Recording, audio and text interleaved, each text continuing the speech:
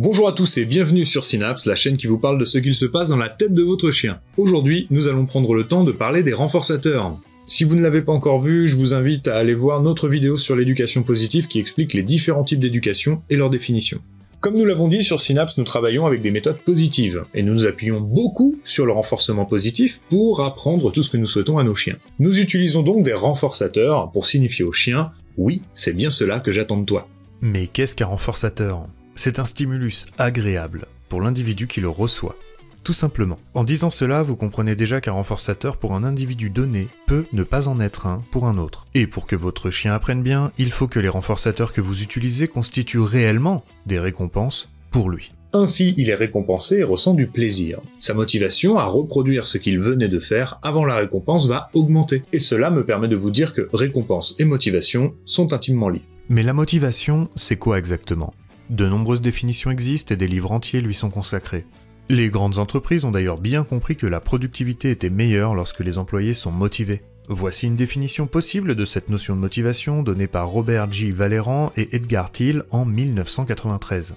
La motivation est le construit hypothétique utilisé pour décrire les forces internes et ou externes produisant le déclenchement, la direction, l'intensité et la persistance d'un comportement. La motivation est indispensable à l'exécution du comportement. Elle précède l'action et peut se caractériser par une direction et une intensité. La récompense termine l'action et va influer sur la motivation future à produire cette action. La motivation peut être interne. Par exemple, j'ai toujours adoré jouer aux jeux vidéo et j'ai envie de le faire dès que j'ai un peu de temps libre. Je veux réussir cet examen de droit car être avocate est mon rêve le plus cher. Cette personne que je connais me plaît beaucoup et je vais lui dire malgré ma grande timidité. Ou externe. Nettoyer les vides de chez mon pote ne m'amuse pas beaucoup, mais comme il m'offre une soirée burger cinéma ensuite, j'accepte. Ce travail ne m'intéresse pas des masses, mais vu le salaire proposé, je vais l'accepter. Si tu ne réussis pas cet examen, nous te priverons de sortie ce week-end. Ainsi, en utilisant le renforcement positif, on s'adresse plutôt aux motivations internes de l'animal. Il fait cela parce que ça lui plaît. Alors qu'avec le renforcement négatif, ce sont plus les motivations externes qui sont en jeu.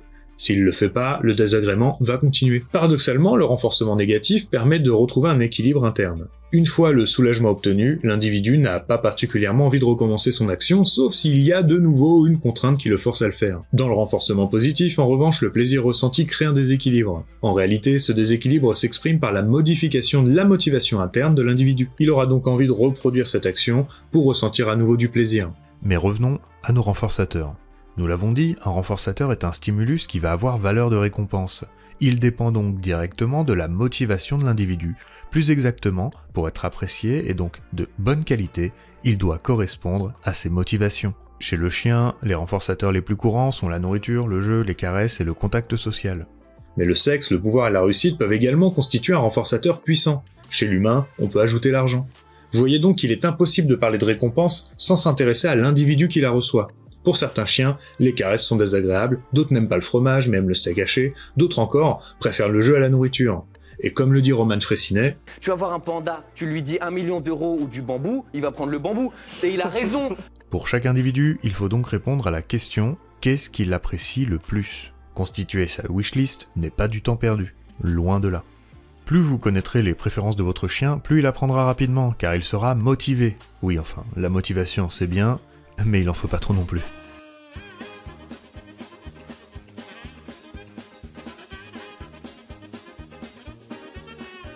En tout cas, chez le chien, des chercheurs ont démontré que la qualité de la récompense a plus d'importance que la quantité.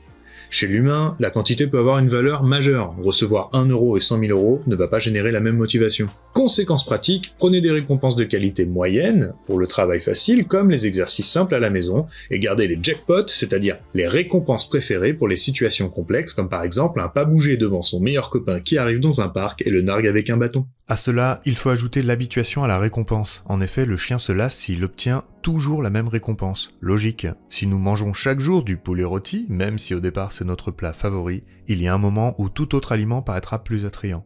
Cette lassitude qualitative illustre l'adage « tout ce qui est rare est cher ». La même atténuation va se créer avec la quantité. Après une séance d'éducation pendant laquelle un chien a reçu 100 friandises, sa motivation alimentaire diminue et les friandises n'auront plus vraiment valeur de récompense. A l'inverse, une récompense inutilisée deviendra plus motivante. Il n'y a qu'à voir comme nous convoitons tout ce que nous ne pouvons avoir. confisquez un jeu à un enfant et il commencera à s'y intéresser. Ce que je vous dis là peut paraître trivial. Oui, il y a des goûts différents, des couleurs différentes, chaque chien aime des choses différentes, je vous l'entends déjà dire. Mais j'insiste quand même, prendre le temps de savoir ce qui fait vraiment plaisir à votre chien de ce qu'il aime sans plus est indispensable. Vous gagnerez énormément de temps ensuite en utilisant les bons renforçateurs, voire même vous arriverez à lui apprendre certains ordres uniquement si vous avez des récompenses adaptées. Il existe différents types de renforçateurs. Tout d'abord, il y a des renforçateurs primaires et des secondaires. Il y a les renforçateurs primaires qui correspondent à un besoin vital de l'animal, le plus évident est la nourriture, mais il y a également la boisson, la suppression de la douleur ou encore le sommeil. Les renforçateurs secondaires, parfois appelés renforçateurs conditionnés, sont des stimuli qui n'ont pas de valeur de renforcement au départ, mais qui l'acquièrent par conditionnement classique. On peut citer la caresse, le « c'est bien » de la voix, ou encore le son du clicker.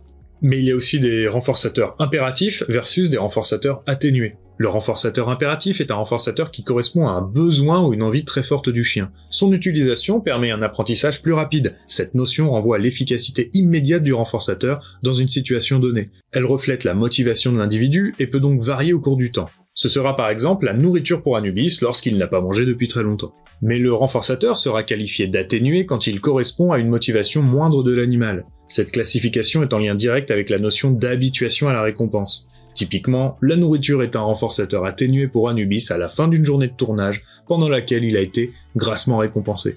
En effet, dans notre exemple de tout à l'heure, le poulet rôti constitue un renforçateur impératif. Quand vous n'en avez pas mangé depuis un mois, vous êtes très motivé pour en obtenir. Et vous apprendrez très vite s'il est utilisé comme renforçateur. Mais après un mois de régime de poulet rôti exclusif, vos performances vont baisser, parce qu'il est devenu un renforçateur atténué. Autre exemple, après un jeûne de 48 heures, toute nourriture va devenir un renforçateur impératif. Une fois la satiété atteinte, la plupart des récompenses alimentaires deviennent des renforçateurs atténués. Il en est de même pour le jeu et beaucoup d'autres renforçateurs. De manière générale, les renforçateurs qui renvoient à des besoins primaires subissent beaucoup cet effet d'atténuation. A l'inverse, beaucoup de renforçateurs sociaux, comme les félicitations, les contacts sociaux ou les caresses, sont moins sujets à l'atténuation. Cela nous ramène à l'idée que pour un apprentissage optimal, il faut veiller à garder des renforçateurs impératifs, c'est-à-dire questionner la motivation de l'animal qui va changer en fonction du contexte et du temps. Enfin, on peut aussi classer les renforçateurs en artificiels ou naturels. Les renforçateurs artificiels ne sont pas présents dans l'environnement.